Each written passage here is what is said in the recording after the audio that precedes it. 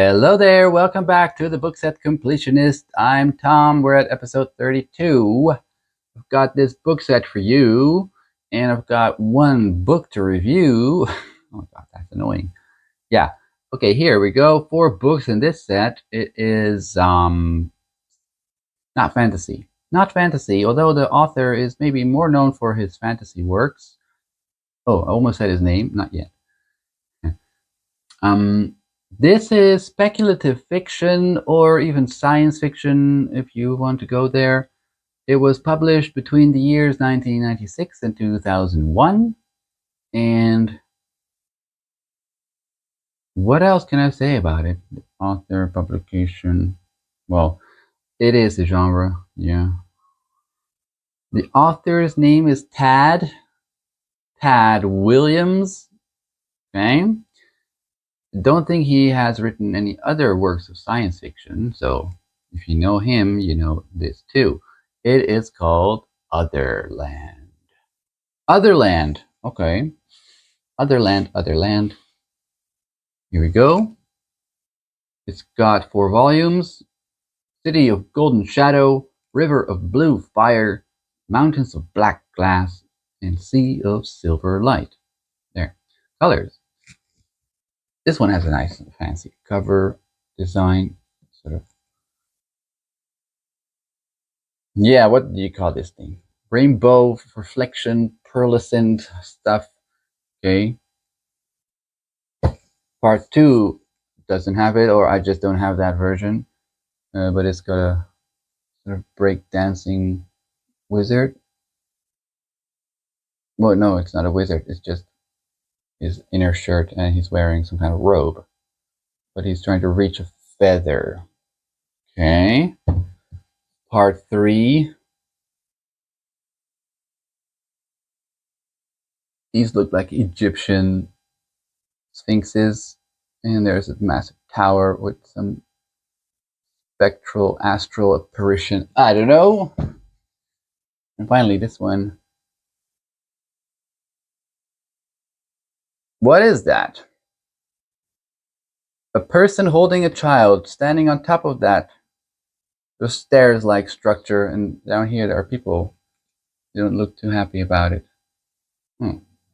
Okay. Now there are no maps. It's science fiction. Science fiction doesn't do maps. So what can I say? You don't have to go and take a closer look. There we go. Okay, so it's great. I don't know when I will read this, but if you want to read them, you can borrow them from me. Okay, come over and borrow my books. I have too many. Okay, let's see what I read and review that. The review of today's episode is of Lost Cities and Vanished Civilizations by Robert Silverberg, who is probably much more known for his works of science fiction. But once in a while, even these people need to get out of their comfort zones and write something else. Although, real-world history is, of course, an inspiration to anyone who writes fiction. Here, Mr. Silverberg is giving us 6 examples of lost cities and civilizations. It's very slim. Oh.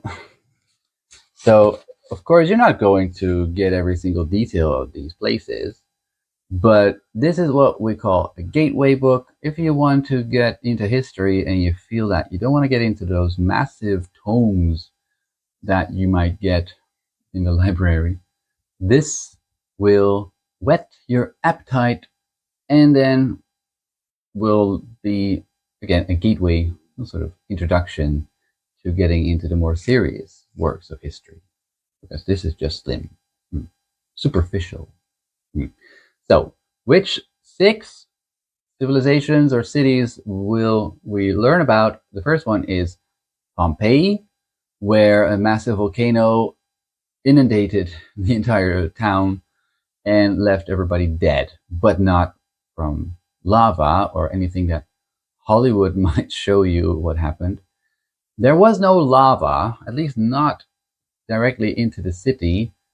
People died from asphyxiation or gas poisoning after this volcano just belched out a bunch of smoke and gas, which descended down upon them and, well, killed them where they sat. They were hoping to ride it out, but they couldn't.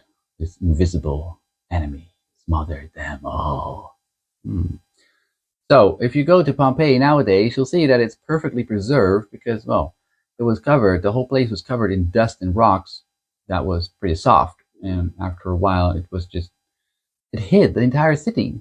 Nobody really cared. They thought, okay, that's lost. Let's build something else somewhere else. Okay? Don't bother. Yeah, and so when archaeologists discovered this place, it was like going back in time. They call it a time machine. If you want to know how the Roman people lived, then you should go to Pompeii, right? And also a lesson learned, don't build anything near a volcano. Example number 2 is Troy. Now we know all about Troy. There have been movies about that myth, and there's a new one coming as well.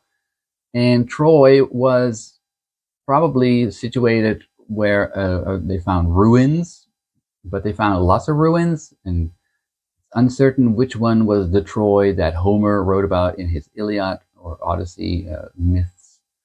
So some archaeologists went there and they dug and dug and dug and dug until they found like 7 cities layered on top of each other, and unclear which one was the real Troy, or at least the one that we know about. But we can be certain that there really was a Troy, and that there probably was a war. Probably not because of Helen, no. That is not really a reason to go to war. Trade, conflicts, probably was it. That was the main purpose for the Greeks to kill Troy and the Trojans and everybody, because they were blocking their way into the Black Sea, and that was a massive obstacle for their ambitions of success. Yeah. Okay. Then some civilizations. The first one is the one on Crete, very around the same time as the Egyptian civilization started coming up. There was one on Crete as well. Very powerful naval society with lots of ships. The Myonians, I think, are they called?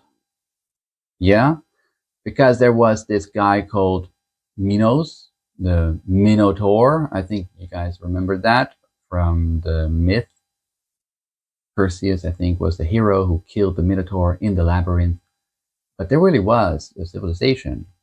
There was no real Minotaur, but there was a labyrinth. There was a palace.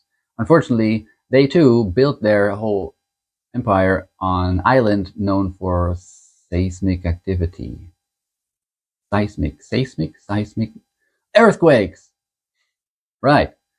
And so that happened a couple of times. An earthquake destroyed everything, but they rebuilt until right after the latest earthquake. Also, their enemies decided to invade, and that was too much for them, and they stopped being them. Yeah, they were just taken over by the next civilization that just subjugated them and finally just replaced them. Okay. Then we've got the Babylonian civilization. That was probably one of the first to appear in human history. Babylonia was an empire in the region of Mesopotamia in current-day Iraq. And they allegedly built a tower that was supposed to reach heaven until God stopped them by making everybody speak a different language. At least that's how the myth goes. From the Babylonian Empire, there's nothing left because they built their whole city out of bricks, mud bricks, which have crumbled over the millennia. Unlike other places which built their city out of rocks, which last, bricks do not. So, the Babylonians were defeated by the Assyrians, the ones with the funny beards.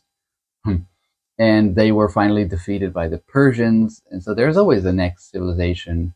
When one is at the height of their power, decay starts to creep in, and that's when enemies take over. And that's sort of the pattern that we see throughout history. Might that happen again? Some powerful empire nowadays might also crumble and disappear. Who knows? Maybe we will live to see that. Huh?